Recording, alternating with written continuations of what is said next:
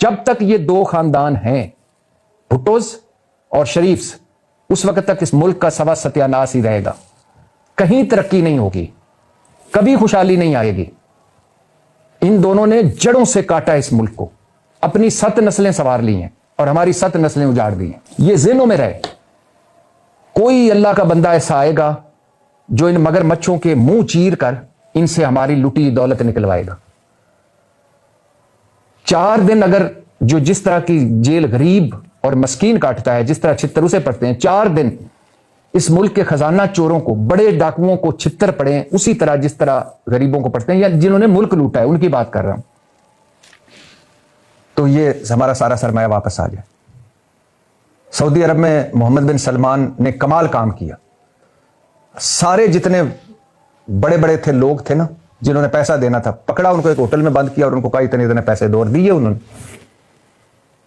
बेरहम एहतसाब की जरूरत है इस मुल्क में, बुनियादी ढांचा तब्दील करने की जरूरत है इस मुल्क में। यह निजाम नहीं चल रहा,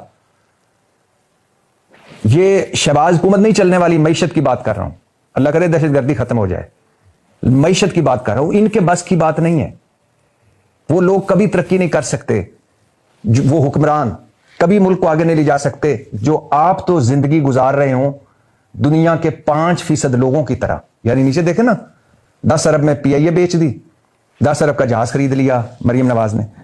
इस मुल्क में फौज के पास अपने जहाज हैं, एयरफोर्स के पास अपने जहाज हैं, नेवी के पास अपने जहाज हैं, यानी मैं चीफ्स की बात कर रहा हूं, उनके पास अपने अपने जहाज हैं। वजीर आजम के पास 2 जेट्स हैं, 4 हेलीकॉप्टर हैं। सदर को भी हेलीकॉप्टर मिल ही जाता होगा या होगा। मरियम नवाज के पास पहले अपना जहाज था, अब एक और खरीद लिया। गवर्नर भी जहाजों पे आ जा रहे होते हैं। चेयरमैन वापडा के पास भी अपना जहाज है, और नीचे हमारे साइकिल भी बिक गए हैं।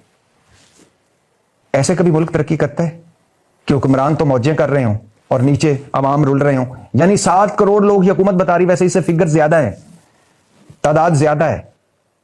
एक अंदाजे के मुताबिक आधी आबादी से ज्यादा लोग गुर्बत की लकीर के नीचे हैं। लेकिन 7 करोड़ भी मान लें जो हुकूमती आदाद शुमार हैं, तो 7 करोड़ लोग वो हैं जो महाना 8,500 रुपए भी नहीं खर्च सकते। उन 8,500 रुपए भी खर्चने की उनकी इस्तिताअत नहीं, ताकत नहीं, बिसात नहीं, औकात नहीं, हैसियत नहीं।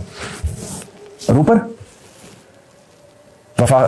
मैं वफाकी हुकूमत का सुन रहा था कि उन्होंने एक जहाज को अपग्रेड किया है, थले एक जहाज खरीदे जा रहे हैं, दौरे ते दौरा किया जा रहा है।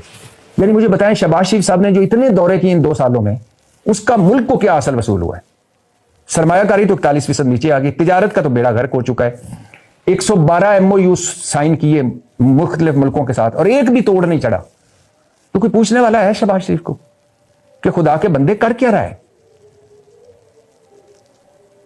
आप एक दोस्त मुल्क, मुसलमान मुल्क के पीछे पड़े हुए कि ये जो कर्जा है इसको 2 महीने आगे कर दें, और आप दौरों पे दौरे कर रहे हैं। 60 वजीर मशीर रखे हुए हैं आपने, नीचे वजीर आला जहाज खरीद रहे हैं, और एक दोस्त मुल्क को कह रहे हैं कि ये अल्लाह के नाम पे साल एक और उधार तेल दे दे।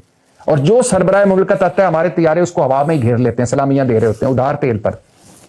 यानी कोई डायरेक्शन नहीं इनकी, कोई किबला सीधा नहीं, कोई पूछने वाला नहीं। यतीम हो गया पाकिस्तान, लुट गया पाकिस्तान। यकीन करें, कोई वाली वारिस नहीं इस मुल्क का। जिसकी जो मर्जी है वो कर रहा है।